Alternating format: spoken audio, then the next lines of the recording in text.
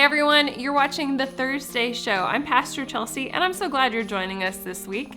If you've been with us the past couple of weeks, we've been taking a look at the different themes of Advent each week. We've talked about hope, we've talked about faith. This week we're talking about joy. I got a really cute ornament from our very own Macy Wormlinger this week. She makes these if you're interested. But I thought it was so perfect because it reminds me of the passage in Scripture in Luke where it talks about the angel of the Lord visiting the shepherds and bringing good news of great joy. Let me read that for you right now. Luke chapter 2, verses 8 through 10. And there were shepherds living out in the fields nearby, keeping watch over their flocks at night. An angel of the Lord appeared to them, and the glory of the Lord shone around them, and they were terrified. With good reason. I think I would have been too. But the angel said to them, "Do not be afraid. I bring you good news that will cause great joy for all the people." I think that's a message that we really need this year. Do not be afraid. I bring you good news that will cause great joy.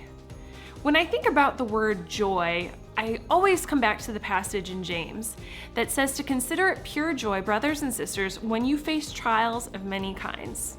We always go over that verse on all of our missions trips because it's a perfect time to be reminded that even in trials and even in hardships, we can choose to find joy. But that's true even when you're not on a mission trip.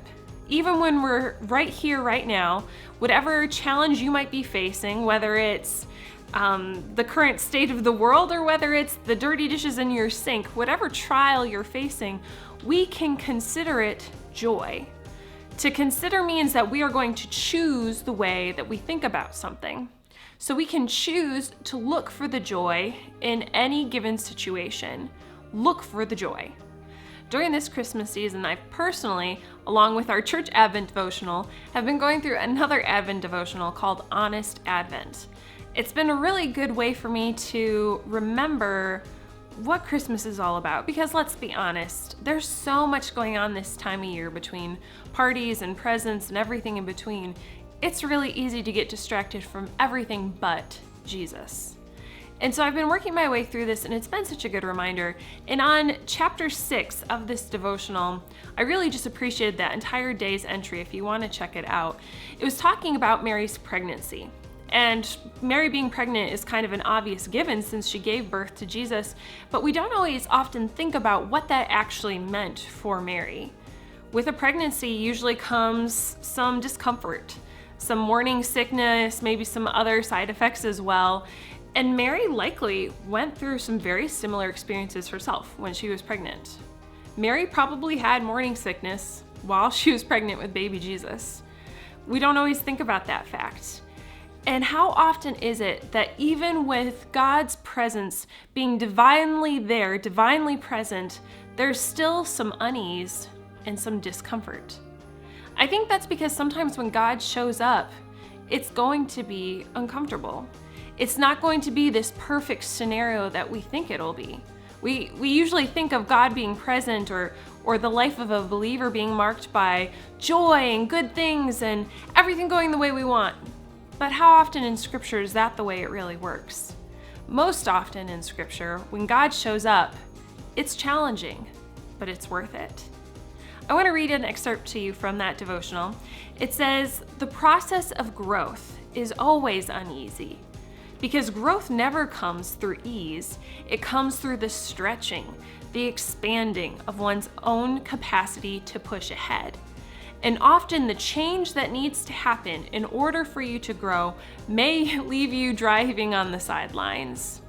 The uneasiness is not a sign that you're doing it wrong. In fact, just as with pregnancy, it's a sign that you're on the right track." And I think that's exactly how it works with joy. Having joy, considering it joy when we face trials, doesn't mean that life's going to go perfectly. Doesn't mean that life's going to be easy. In fact, kind of the opposite. It's through the trials, it's through the discomfort, the unease, the pregnancy, the challenges of the year. It's through those things that we often grow the most, and it's through those things that we can choose joy. In any given circumstance, you choose how you're going to look at it. You can look for the negative and the pain and the discomfort, or you can look for the good that's coming about in that situation. And how you choose to look at it, the perspective you choose, that's going to change the way you are every single day. And so look for the things that you can choose joy in.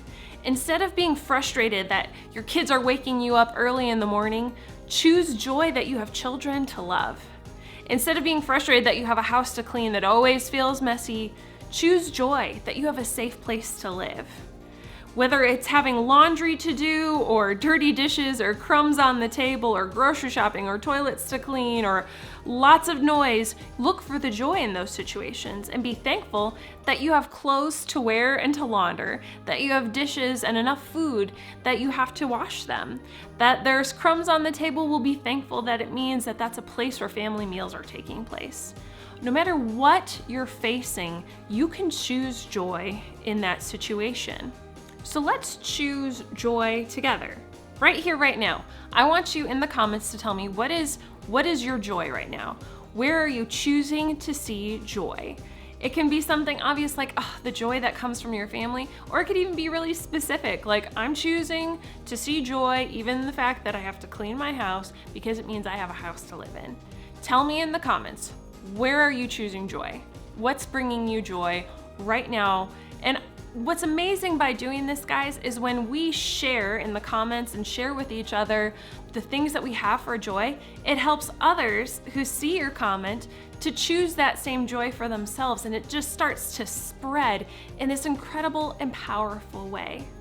Let's be people that choose joy, and not only choose it for ourselves, but spread it to other people that are around us. Because whether we have a negative spirit and perspective or a positive spirit and perspective, that's going to be contagious to the people that are around us. So let's choose joy.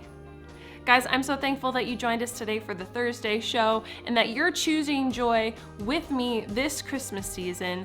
I look forward to seeing you next week. Next Thursday, it's Christmas Eve. So I better see you there or see you at one of our amazing Christmas Eve services. You can still get tickets, or you can join us online to live stream any of our Christmas Eve services. Have an amazing week, and don't forget, choose joy.